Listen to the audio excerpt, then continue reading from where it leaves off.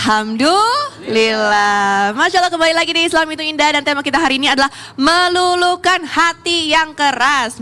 Manusia kan pastinya berbeda-beda sifatnya. Ada yang lembut, ada yang keras. Nah, kadang keras itu kata para guru tadi itu semacam penyakit yang bisa sebenarnya kita ada kiat-kiatnya untuk meluluhkannya kembali, melembutkannya gitu ya. Nah, sebelum kita mendengar lagi nasihat-nasihat yang masih banyak nih ya, ada tayangan nih. Hati yang keras. Seperti apa tayangannya? Coba kita lihat. أربع من الشقاء جمود العين فلا تدمع من معرفة الله ولا من خشية الله ولا من محبة الله ولا من تذكر لقاء الله وقسوة القلب يحضر الجمعة ولا يخشع يصوم ولا يخشع يصلي التراويح ولا يخشع وإن أبعد الناس عن الله القلب القاسي وإن أبعد قلوب الناس من ربنا الرحيم قلب قاسي والحرص على المتاع الفاني. Masya Allah, nasihat yang luar biasa ya Ustadz Syam ya. Tapi kan seperti yang tadi nasihat dari tayangan ya Ustadz Syam, kalau misalnya hati yang keras itu diluluhkannya dengan khusyuk beribadah gitu ya. Tapi itu tuh patokannya tuh dari mana gitu? Dari mana kita tahu udah khusyuk? Apakah dengan sholat sampai bernangis-nangis itu termasuk khusyuk atau bagaimana? Silakan penjelasannya Ustadz. Baik, mohon izin Kakak Ibel, guru kami Habib Muhammad, Ustadz Ahmad Ridwan serta guru-guru kami dimuliakan Allah Subhanahu wa taala. Al-Qur'an surah Al-Hadid ayat 16. أعوذ بالله من الشيطان الرجيم ألم يأن للذين آمنوا أن تخشع قلوبهم لذكر الله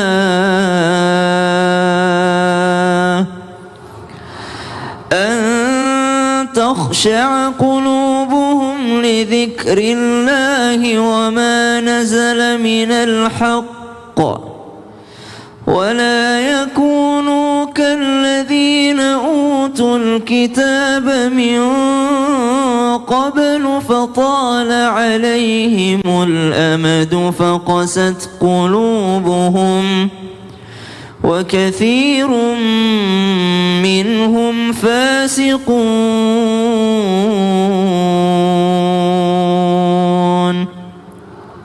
Allah Subhanahu wa taala senantiasa mengingatkan kita untuk istiqamah. Yang ditegur dalam ayat ini bukanlah orang yang tidak beribadah. Yang ditegur dalam ayat ini bukanlah orang yang tidak sholat. Yang ditegur dalam ayat ini bukan orang yang tidak baca Quran. Yang diingatkan dalam ayat ini adalah mereka yang belum khusyuk di dalam ibadahnya, belum tunduk patuh atas perintah Allah Subhanahu wa taala, dan belum tersambung hatinya dengan apa yang diperintahkan Allah Subhanahu wa taala. Pelajaran untuk kita semua, kami pribadi dan seluruh jamaah. Alam ya'ni lil ladzina amanu an takhsha'a qulubuhum li dzikrillahi wa ma nazala minal haqq wala yakunu, jangan sampai seperti orang-orang kalladzina utul kitaba fatala alaihimul amadu faqasat qulubuhum. Justru kitab yang diturunkan kepada mereka justru membuat hati mereka semakin keras, semakin membatu. Kenapa? Karena pelajaran yang dia dapat, dia tahu ilmunya, dia tahu nasihatnya, setiap hari mendengarkan nasihat tapi tidak merubah daripada perilakunya. Bagaimana kita bisa mengukur diri kita apakah kita sudah khusyuk dalam ibadah atau tidak? Salah satunya adalah apakah sholat itu sudah berefek kepada kita. Ketika kita dalam sholat membaca Assalamualaikum warahmatullah, kita memberikan kesejahteraan, keselamatan kepada orang-orang yang ada di samping kita.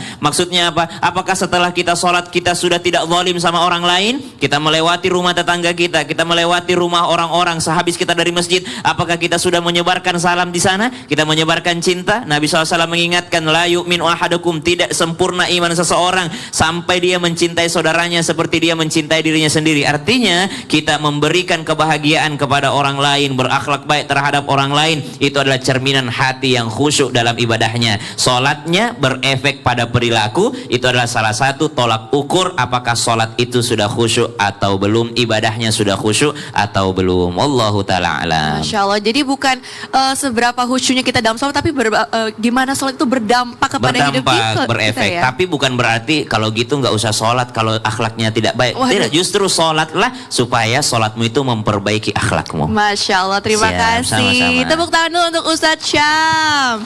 Masya Allah. Nah, di sini juga kayaknya masih banyak. Tadi baru sedikit yang bertanya. Kayaknya kita masuk lagi yuk ke dalam segmen Tanya Dong Ustadz.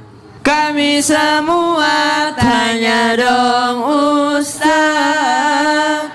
Ayo, siapa yang mau bertanya? Silakan angkat tangannya. Izin ke sebelah kiri dulu ya. Silakan Ibu, mau nanya apa kepada siapa? Bismillahirrahmanirrahim.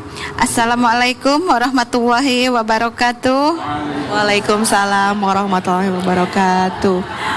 Perkenalkan, nama saya Ibu Depi Sri Suryaningsih dari Majelis Ta'lim Al-Istiqomah, Kampung Baru, Jembatan Merah, Kota Sukabumi. Tepuk tangan dulu untuk Ibu Depi.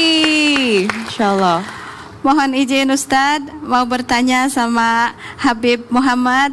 Oh siap Ibu. Kumaha damang. Alhamdulillah Habib, terima kasih. Mohon izin Pak Habib, apakah ada yang dilakukan oleh Rasulullah SAW sama para sahabatnya untuk menghadapi anak yang keras hatinya? Apa ada doanya dari orang tua untuk anak? Baik. Terima kasih Habib. Assalamualaikum warahmatullahi wabarakatuh. Waalaikumsalam warahmatullahi wabarakatuh. Oh, jadi kalau ini bukan suami atau bukan apa, tapi anak ya Bu ya. Gimana tuh Habib kalau anaknya keras, apakah ada amalan dari Rasulullah atau dari para sahabat? Silakan. Baik. Sebelum kita kalau tanya amalnya Nabi, Nabi itu sebenarnya amalnya pengajaran. Dulu waktu kita mondok, waktu masih madrasah Ustaz Syam, Ustaz Ahmad Ridwan, ada namanya buku Akhlak lil Banin. Buku Akhlak lil Banin itu akhlak bagaimana untuk anak-anak. Jadi bukan sudah dewasa. Jadi misalnya gini, bagaimana supaya ini anak lembut? Di ajaran para nabi, salaf kita, orang-orang soleh, para sahabat, itu mendidik anak itu dari kecil. Ibarat dalam kitab Akhlak lil Banin itu dikatakan, ibarat kalau kita mau menanam pohon kelapa. Ibu tahu pohon kelapa? Ya. Kalau kita mau nanam pohon atau pohon? Kalau khusus bicara sama orang Sunda, kalau pohon jadi pohon. Pohon. Iya. Ya. Jadi pohon itu kita tanam. Biasanya kan kalau supaya pohon itu tumbuhnya bagus, kan kita taruh apa tuh di samping tiang-tiang, kita ikat supaya tumbuhnya itu lurus. Ya, tumbuhnya itu lurus, bagus, kokoh dan kuat, lurus, tinggi. Hah? Lurus. Turus. Ya nggak usah bahas turusnya dah. Ini nih. Ya. Jadi kita artinya pohon itu jadi tumbuhnya bagus lah, ya. Coba lihat kalau pohon kelapa itu sebenarnya yang tumbuh sembarangan, dia akan tumbuhnya miring. Paham ibu-ibu? Tumbuhnya akan miring. Saya mau tanyakan, ketika pohon kelapa yang tumbuhnya miring, sudah kokoh, sudah kuat, kemudian kita berusaha untuk meluruskan, kira-kira lurus atau patah? Lurus atau patah? Begitupun anak. Kita didik anak, bukan itu anak sudah nakal. Sebelum anak itu nakal, sebelum anak itu keras hati, didiknya dari mana? Didiknya dari kecil. Ketika kita sudah didik dari kecil, sudah ikhtiar sesuai dengan ajaran Nabi, masih itu anak di luar jangkauan orang tuanya, kita berdoa kepada Allah Subhanahu wa taala. Kita doakan, diajarkan itu. Kalau kita masih kecil, suka umi saya itu bacaan di hati saya itu ayat kursi, sama baca alam nasyrah. Hafal? Alhamdulillah. Jadi itu bagaimana cara mendidik anak ala Nabi, ajaran para sahabat, ajaran para salafun soleh. Diajarkan Quran. Ini anak sudah besar, nggak kenal Quran, nggak kenal hadis, nggak kenal Nabi. Tiba-tiba kok nakal, doanya apa Habib? Kumaha? Ya. Liar ya mah liar. Oh, tiasa sunatnya. Tiasa seatik mah. Jadi Jadi memang seperti itu. Jadi kita mendidik anak-anak, mendidik keluarga kita semua dimulai dari kecil. Kenalkan mereka ayat-ayat Allah Subhanahu wa taala. Kenalkan, oh ini Nabi Muhammad sallallahu alaihi wasallam. Oh ini bagaimana kehidupan, ini bagaimana akhlak. Diajarkan kepada anak-anak kita supaya kenapa? Supaya itu anak-anak tumbuh dengan rasa cintanya kepada Allah Subhanahu wa taala, tumbuh dengan pengen mencontoh daripada baginda Nabi besar Muhammad sallallahu alaihi wasallam. Kenapa? Karena tidak ada yang bisa kita contoh kecuali Nabi. Masya Allah.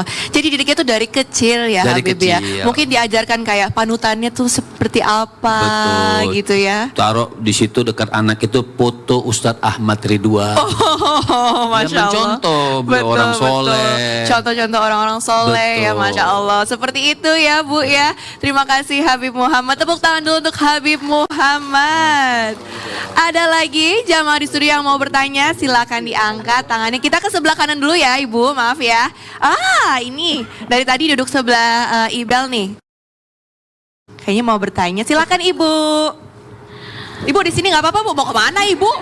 Silakan. Assalamualaikum warahmatullahi wabarakatuh. Waalaikumsalam warahmatullahi wabarakatuh. Perkenalkan, nama saya Mamah Nina dari Majelis Taklim Al-Istiqomah Kota Sukabumi. Mau bertanya kepada Pak Ustadz, ini bagaimana caranya Pak Ustadz ya meluluhkan hati orang yang selalu memandang orang yang beribadah selalu salah. Gitu, Bu. Oh, Salah. bentar-bentar bid'ah gitu. Ya biasanya kayak gitu tuh Ya Ustadz segitu ya. aja Pak Ustadz ya. Masya Allah Ya, ya. baik. Assalamualaikum Terima kasih. warahmatullahi wabarakatuh. Waalaikumsalam warahmatullahi wabarakatuh. Terima kasih Ibu. Jadi gimana tuh Ustadz misalnya meremehkan ibadah orang lain sampai Aduh. dibilang bid'ah gitu. Aduh itu gimana tuh Ustadz? Siap, kita bahas Kak Ibel. Silakan. Nabi Muhammad, Ustadz Syam, mohon izin.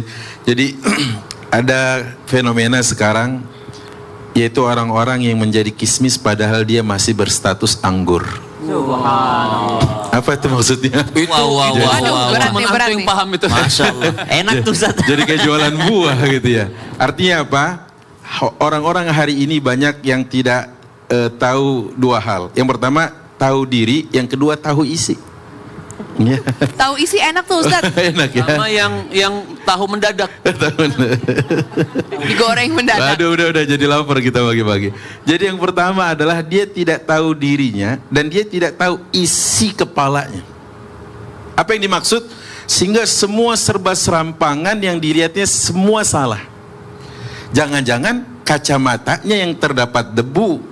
Kalau semua dilihat kok enggak glowing. Kalau semua yang dilihatnya kok kayaknya enggak bening, jangan-jangan kacamatanya yang harus diganti. Nah, sudut pandang inilah yang kemudian harus kita bahas. Ada perkara yang disebut dengan perkara-perkara thawabit, perkara yang statis, baku. Di sini kita enggak boleh berbeda pendapat. Kenapa? Karena semua sepakat. Masalah akidah Allah satu, Rasul terakhir Muhammad, kitab terakhir adalah Al-Quran. Itu semua sepakat. Jangan ada yang bergeser dan berbelok. Tapi ada umur mutaghayyirat, perkara-perkara yang dinamis, perkara-perkara yang boleh jadi beda penamaan, beda penyebutan. Yang di sini toleransi harus kita lapangkan. Ingat, fikih itu luas dan luwes, hati kita yang sempit. Tuh ya Bu ya. Jadi masalah fikih itu masalah-masalah yang luas dan luas. Dulu zaman Imam Syafi'i, kalau jual beli itu ibu harus bilang, saya jual ini kepada ibu dengan harga sekian. Ibu bilang dari saya kepada saya beli dari Anda dengan harga sekian. Itu zaman dulu. Zaman Imam Syafi'i. Yang disebut dengan ijab qabul, seperti itu sigatnya. Tapi sekarang kalau ibu pergi ke swalayan, beli belanjaan sebulan itu 5 troli, siap begitu nggak? Ada yang siap nggak? Jangan-jangan orang mikir, saya malas jadi kasir. Kenapa? Ngelayanin ibu itu kalau belanja 2 truk. Ya kan? Kenapa? Jeding ibu. Paham nggak jeding apaan? Nah, itulah makanya masalah-masalah yang sifatnya khilafiyah, furu'iyah, mutaghayyirat harus berlapang dada. bentar-bentar bid'ah, bentar-bentar salah, bentar-bentar neraka, bentar-bentar kafir, sehingga orang ini rasa-rasanya surga hanya menjadi miliknya, atau jangan-jangan dia panitia neraka. Oh, pas bilang panitia akhirat mati lah. Jangan-jangan dia panitia akhirat sehingga dia bisa mengatakan bahwa ini surga, ini neraka. Sebentar, para ulama mengatakan sekelas Syafi'i rahimahullahu taala rahmatan wasi'ah. Apa katanya? Ra'yi sabun wa yahtamil khata' wa ra'yu ghairi khata' wa yahtamil shawab. Pendapat saya boleh jadi benar tapi mungkin salah gitu Kak Ibel. Tapi pendapat orang lain boleh jadi salah tapi kebenarannya bisa jadi terdapat di sana. Masya Allah. Gitu lapang dada. Lapangkan dada. Betul. Karena fikih itu luas, tapi yang sempit adalah dada kita dan hati kita. Ya Allah. Itu dia. Jangan lupa. Jadilah anggur sebelum jadi kismis. Quotes lagi, Masya Allah. Tepuk tangan untuk Ustadz Ahmad Ridwan. Kita banyak dikasih quotes hari ini ya. Luar biasa. Ada lagi yang mau bertanya? Wah, Ibu ini angkat tangannya kayak paling pertama, Ibu. Silahkan, semangat banget kayaknya Ibu ya mencari ilmu, luar biasa. Terima kasih Ibu Ustadzah. Assalamualaikum warahmatullahi taala wabarakatuh. Waalaikumsalam warahmatullahi wabarakatuh. Perkenalkan, nama saya Bu Saadah dari Masjid Taklim Al Istiqomah Jembatan Merah Kota Sukabumi. Saya mau bertanya Ustadz kepada Bapak Ustadz Sam. Oh iya, Siap Ibu. Ustadz. Bapak anak satu gitu ya. Belum bapak-bapak, masih bapak satu. Ustadz. Iya. Ada gak cara khusus untuk melembutkan, meluluhkan hati orang tua yang masih belum dapat hidayah? Ada gak Ustadz? Mohon penjelasannya dari Ustadz. Terima kasih. Wassalamualaikum warahmatullahi taala wabarakatuh. Waalaikumsalam warahmatullahi wabarakatuh. Al-Quran surah Al-Mumtahanah ayat 8. A'udzu billahi minasy syaithanir rajim. لا ينهاكم الله عن الذين لم يقاتلوكم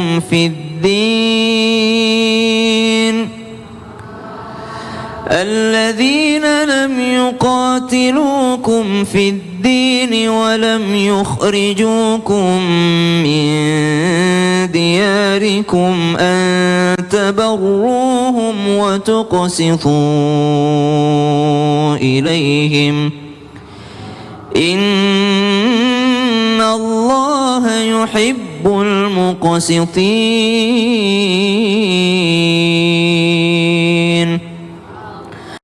Tabi, mohon izin guru-guru kami yang dimuliakan Allah Subhanahu wa taala dan seluruh jamaah.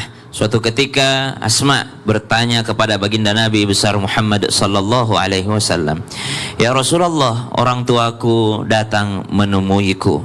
Asiluha, dan dia sangat berharap ibuku ini agar aku tetap menyambung silaturahim kepadanya. Sedangkan ibuku ini masih kafir ya Rasulullah. Saya telah beriman kepadamu, saya telah beriman kepada Allah Subhanahu wa taala.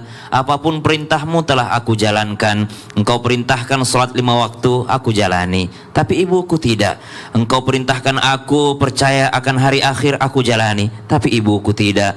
Bagaimana aku dengan ibuku ini ya Rasulullah? Sedangkan sebentar lagi dia datang dan dia sangat berharap aku seperti anak dia yang dulu, yang senantiasa menyambung silaturahim kepadanya." Maka Nabi sallallahu alaihi wasallam pun menyampaikan kepada Asma, "Naam, iya, sambunglah silaturahimmu kepadanya meskipun engkau berbeda dengannya." Artinya engkau beriman, ibumu masih kafir, sambung silaturahimmu kepadanya. Ada seorang lagi yang tanya kepada Nabi sallallahu alaihi wasallam tentang status ibunya, "Bolehkah saya berbuat baik kepadanya?" "Boleh," kata Nabi sallallahu alaihi wasallam. "Hubungan sesama manusia silahkan, tapi yang tidak boleh, yang diganggu gugat adalah masalah akidah tadi." Kalau masalah akidah tidak ada tawar menawar. Seperti siapa? Sa'ad bin Abi Waqqas radhiyallahu anhu warda, ketika dipaksa oleh ibundanya, "Anakku, aku tidak akan mengajakmu bicara sampai kau keluar dari agamanya Muhammad." Ibu ini akan mogok makan, ibu akan berjemur di bawah terik matahari. Maka disampaikan kepada ibundanya, ibu, seandainya kau punya 100 nyawa dan 100 kali engkau mati di hadapanku, tapi engkau memaksaku untuk keluar daripada Islam, aku tidak akan pernah keluar daripada agama Islam. Intinya, bagaimana meluluhkan hatinya? Luluhkan hatinya dengan akhlak yang baik. Sekali-sekali datang bawa 50 juta. Waduh, tadi sebenarnya langsung dijawab sama Habib Muhammad tuh, kasih duit katanya gitu. Iya, sekali-sekali. Siap. Terima kasih Ustadz Syam, informasinya sangat menarik. Dan setelah ini juga ada informasi yang sangat menarik juga nih. Kira-kira apa ya informasinya? Ayo kita lihat sama-sama. Kenapa ya Kak Fadli? Kak Fadli tau gak sih, piring-piring aku di rumah ya udah dicuci berkali-kali, ya kok masih aja bau. Apakah ini sebuah pertanda kalau aku harus pindah atau ganti ke produk pencuci piring lain ya Kak Fadli ya? Ya Allah Kori, kirain ada masalah apa yang penting banget. Ternyata cuma masalah susu piring. Ih Kak Fadli, ya Allah, kenapa? itu penting banget. Kenapa sama sabun cuci piringnya main? Kenapa tadi? Ya aduh gimana dong, abis kalau cuci piring gak pernah beres jadi lama, waktu kebuang banyak, piring masih bau, gak bersih-bersih. Aduh, udah, bingung. Tenang dulu sekarang ya. Nih, aku ada produk sabun cuci piring yang insya Allah aman dan mampu membersihkan lemak membandel dan bau di piring. Nah, bahkan ini juga aman nih jamaah ya, untuk cuci buah dan sayur-sayuran. Seriusan? Iya. Masa sih? Emang ada produk selengkap itu? Ya Allah, ada dong Kori. Kori ini kayaknya ketinggalan zaman deh. Nih, kayaknya. Aku kasih tahu. Ini dia nih aku maksud. Masya Allah. Sunlight jeruk nipis. Sunlight jeruk nipis ini satu-satunya sabun pencuci piring dengan kekuatan 10 kali lebih cepat angkat lemak. Jadi nggak perlu khawatir lagi deh sama lemak membandel yang ada di piring. Nah, buat jamaah Islam itu yang ada di rumah juga nih, perlu tahu nih, ini juga bisa untuk mencuci buah dan sayur-sayuran. Wah, lengkap banget Kak Fadli. Ini benar-benar menjawab problema aku. Ya udah kalau gitu, jamaah yang di rumah, ini kan masalah aku udah ketemu solusinya. Jadi aku mau pamit, aku mau cepet-cepet beli Sunlight jeruk nipis. Tunggu dulu. Sabar. Masih banyak informasi yang aku mau sampaikan buat kamu dan juga jamaah Islam itu yang ada di rumah. Nih, informasi pentingnya yang kamu harus tahu dan juga jamaah harus tahu. Kalau Sunlight ini sudah tersertifikasi 100% halal loh. Wah, Masya Allah. Makin tenang deh nih hati. Makasih banyak infonya ya Kak Fadli. Sama-sama. Ini beneran aku harus buru-buru pulang deh kalau gitu, mau cepet-cepet cobain cuci piring pakai Sunlight jeruk nipis. Jamaah yang di rumah, ayo dong samaan yuk sama aku. Cuci piringnya pakai ini, Sunlight jeruk nipis. Sunlight jeruk nipis 10 kali angkat lemak lebih cepat. Alhamdulillah. Nah, buat jamaah Islami Tinda yang ada di rumah, jangan pindah channel dulu. Sabar dong. Karena setelah ini kita masih lanjut lagi nih. Kita akan kembali mendengarkan tausiah dari guru-guru kita tentang tema kita pagi hari ini. Jadi tetap di Islami Tinda ya, jamaah. Oh jamaah, alhamdulillah. Ini buat aku aja deh. Ya boleh.